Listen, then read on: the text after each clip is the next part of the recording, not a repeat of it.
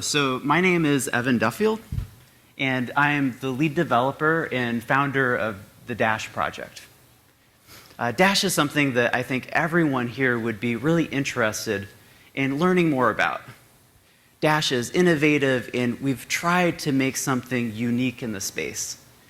And so with all of these unique features that's available, we really envision a large group of people using the Dash project for all sorts of things. So what exactly is Dash? Dash is a fork of Bitcoin, and as a fork of Bitcoin, we inherit all of the compatibility with the Bitcoin software and the Bitcoin ecosystem. So we can have SPV wallets, and we can have all of the things that were invented for the Bitcoin network. But then we can also utilize all of these other technologies that were invented specifically for Dash. Dash also has a two-tier network.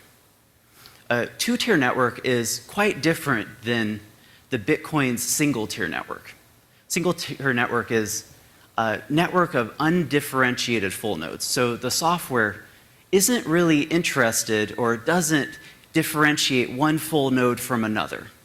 They have no identification system.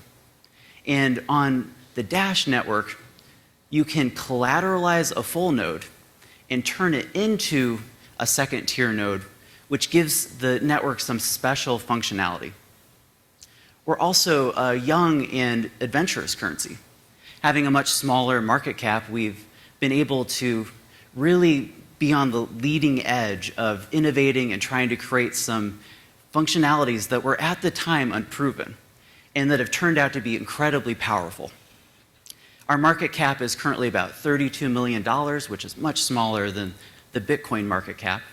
And our user base is about 10,000 people so far. And so now we've just gotten into trying to expand the user base of our currency for what it's good at. So what exactly is the Dash network for?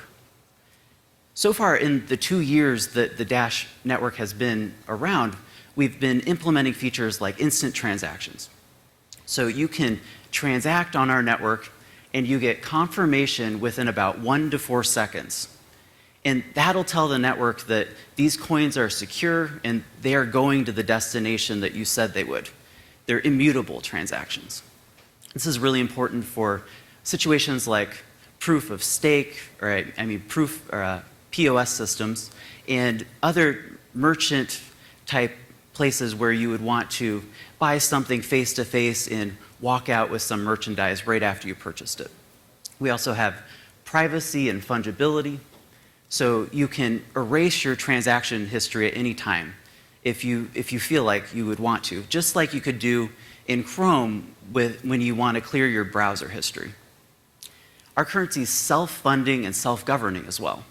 We have a voting system in place which is controlled by the second tier, and it allows us some special funding capabilities, a reoccurring revenue stream that is really useful for expanding a currency, and scalable infrastructure that's also decentralized, that can scale up to millions of users.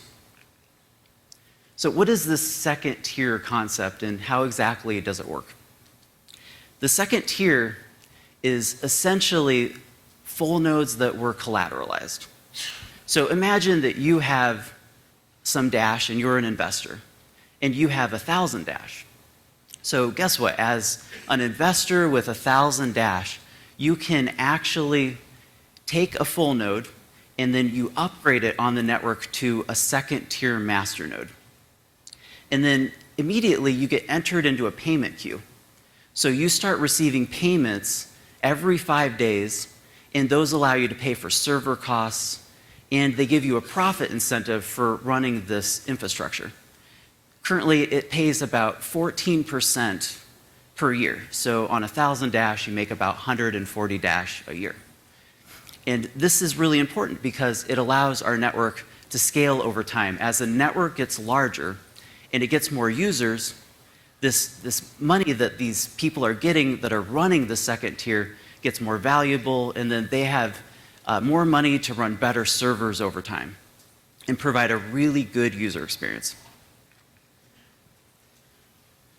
As a masternode operator, you also have voting rights on the network. These are special, so you could vote on current pending matters that are unresolved and debate different things about what is going on in the network. For example, let's say there's a domain that we have an eye on, dash.org, and it's expensive. It costs $20,000, and no one personally wants to take the burden of paying for this domain. How does a decentralized project fund something like this?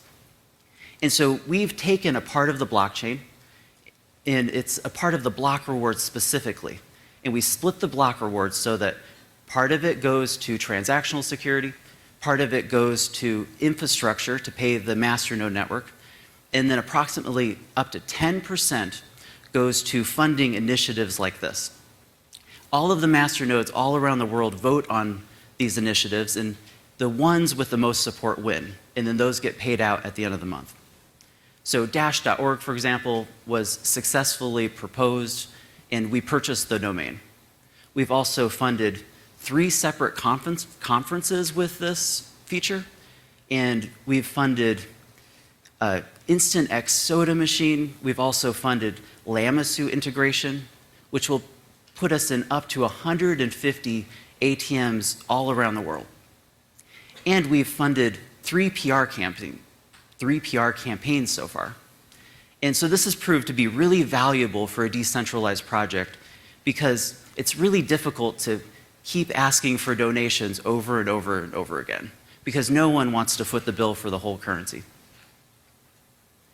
So far, we have 3,500 masternodes, which represents 3.5 million Dash.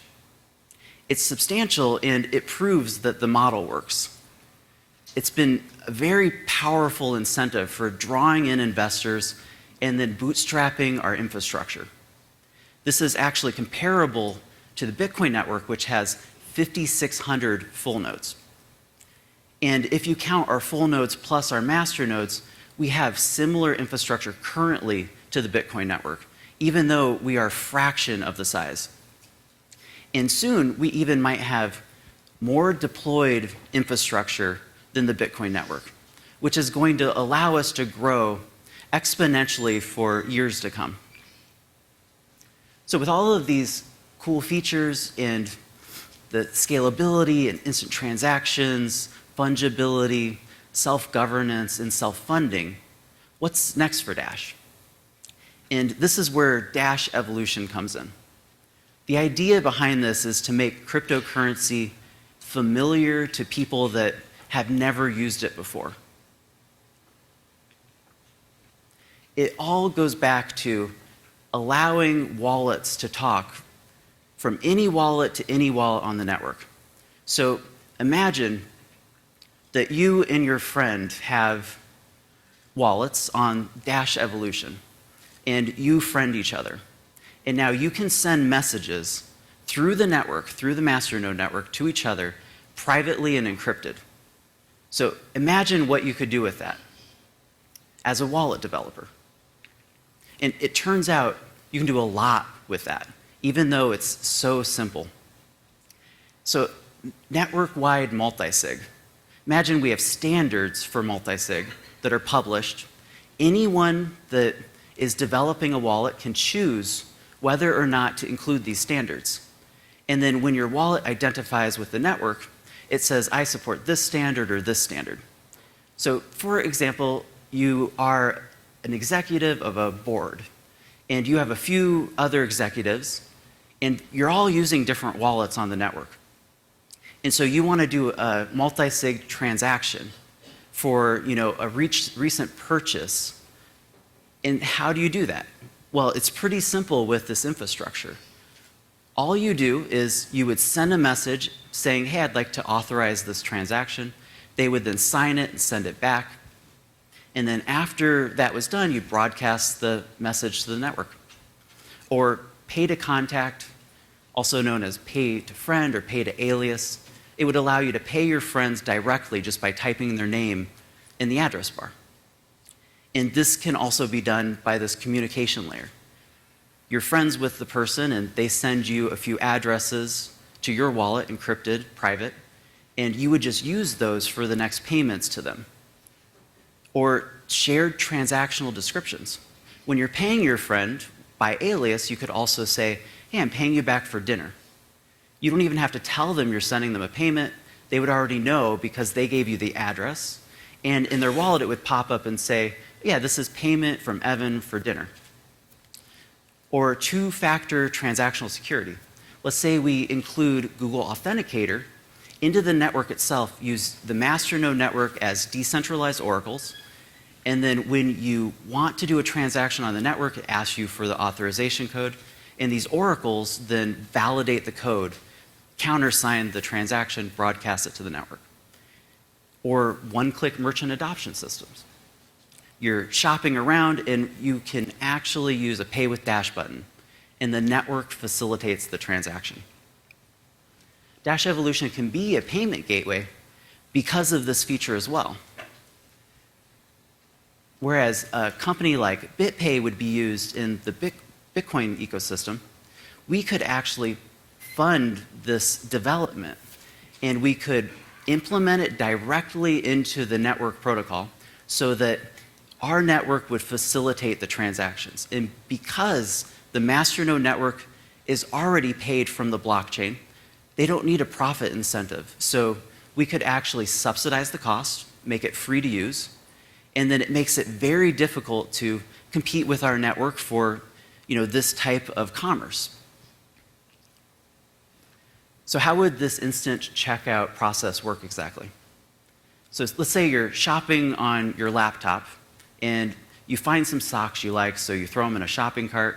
You get to the checkout process, you click Pay with Dash, and then the merchant side propagates a message to the network, to your username, and says, hey, I see you want to buy some socks, is that correct?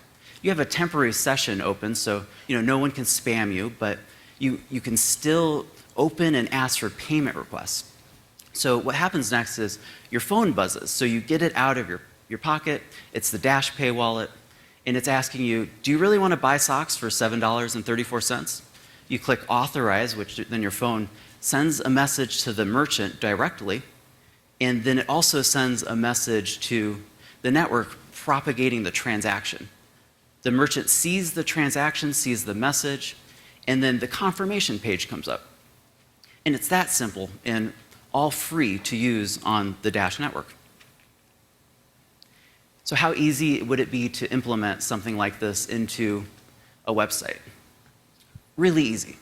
We're going to have an SDK. You could either implement it via REST HTTP, or you could implement it WebSockets. And all of the masternodes then support this functionality. So these merchants are then connecting to one of 3,500 servers all around the world, and it's implemented and up and running in no time flat. It almost seems like you're using a centralized service because the masternode network is the one thing that's doing all of the work and makes it really simple to utilize. All of this is built on a multi-tiered decentralization model. So we have the same single tier that the Bitcoin network does, and then built on top of that, the second tier.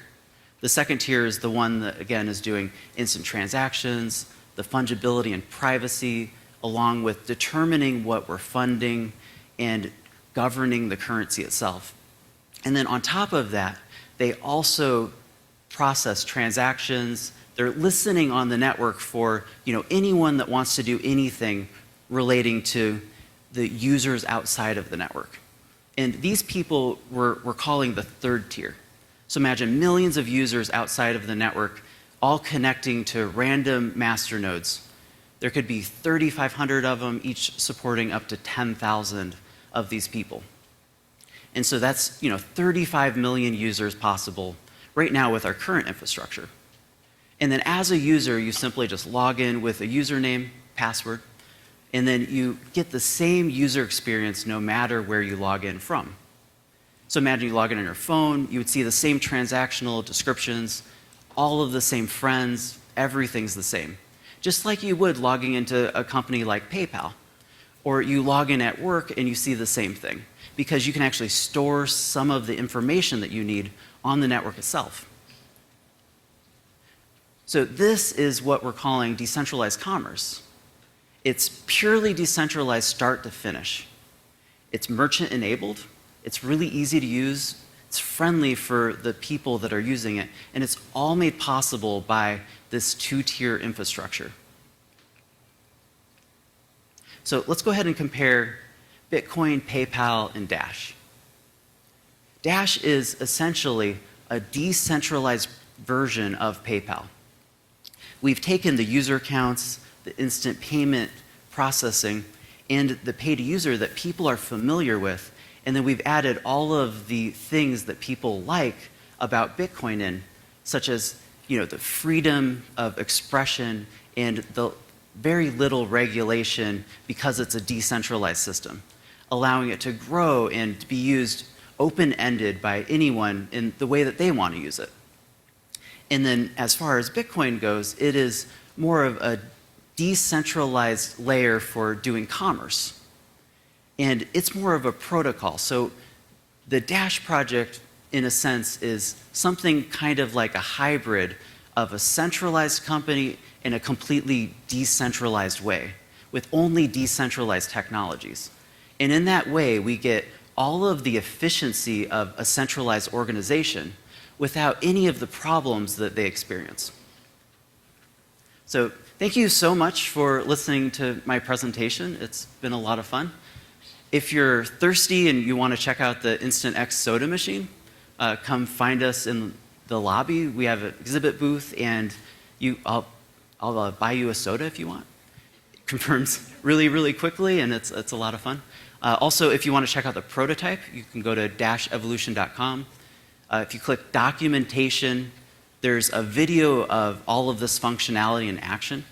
It's really neat, and you can also download it and actually play with the network in its current state. It's really early, but it's still really exciting to see it coming to life.